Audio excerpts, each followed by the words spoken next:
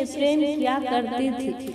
उषा के परिजनों उषा के विवाह के लिए वर ढूंढ रहे थे। संयोगवश उषा का वर मिल गए। मिलते ही विवाह तय कर दिए।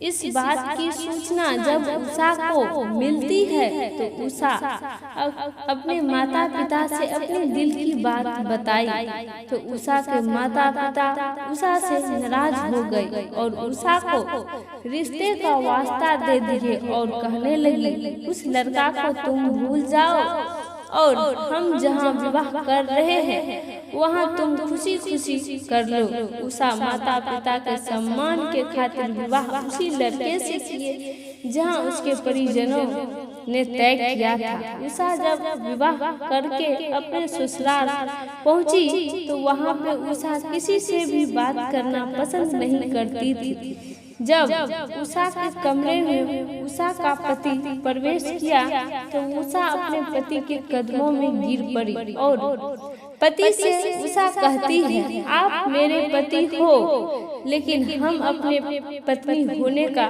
लायक नहीं हूँ। हम आपसे पहले किसी और को अपना पति मान चुकी हूँ। हम आपको पत्नी होने का सुख नहीं दे पाऊंगी। फिर भी उषा के पति को गुस्से आ गए और कहते हैं, फिर हमसे विवाह क्यों की? फिर उषा जवाब देती है, आपको क्या बताऊं, मेरे माता पिता वास्ता मुझे दे दिए थे कि अगर मैं आपसे विवाह नहीं करूंगी तो मेरे माता पिता मर जाएंगे। इस वजह से मैं आपसे विवाह किया हूँ। फिर उषा के पति कहते हैं, तो मेरा क्या कसूर है इसमें? मुझे क्या मालूम था कि तुम मुझसे पहले किसी और को पति मान चुकी हो? बताओ, अब तुम ही बताओ कि मैं क्या करूं?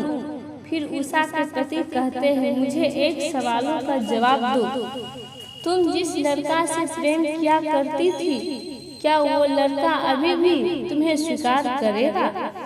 उषा कहती है, हाँ, वो मेरा राम मुझसे बहुत प्यार करते थे। उषा के पति उषा के कमरे से निकल गए और सुबह होते ही उषा के पति उषा को लेकर उसके राम के पास पहुंचा दिया और पति कहते हैं उषा से, सुनो, तुम जिस माता पिता के खातिर मुझसे विवाह की थी, जब उसी माता पिता को ये सूचना मिलेगी कि उसकी पुत्री उषा पति के साथ नहीं है बल्कि अपने आशिक के साथ जीवन बिता रहे हैं, तो जरा सोचो, तुम्हारे माता पिता तो जीते जी मर जाएंगे। उषा, तुम जाओ, अपने आशिक के साथ खुश रहो।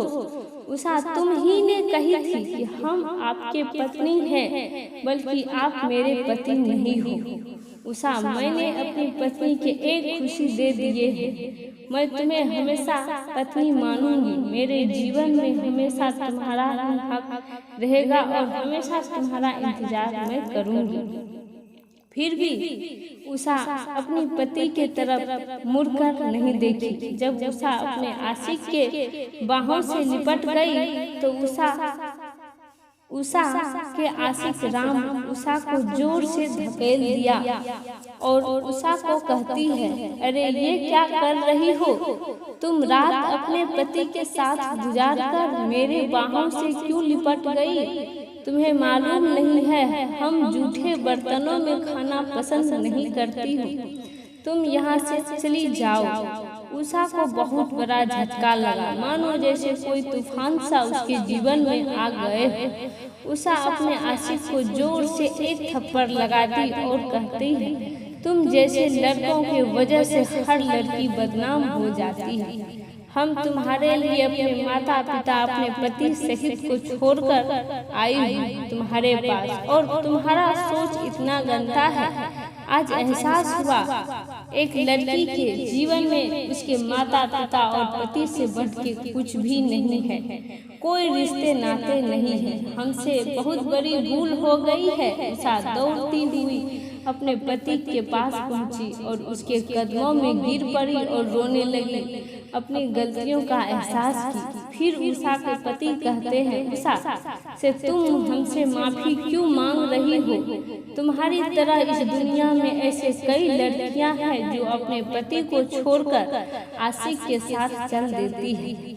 तुम आज उन सभी लड़कियों को बताओ कि मेरी कहानी से अगर सीख मिली हो तो वो ऐसी गलती कभी ना करें। दोस्तों, मैं पूजा, इस कहानी सुनने के बाद आप मुझे कमेंट बॉक्स के जरिए बताइएगा कि उषा जो कि वो सही थी या फिर उसका पति सही थे या फिर उसका आशिक या फिर उसके माता पिता।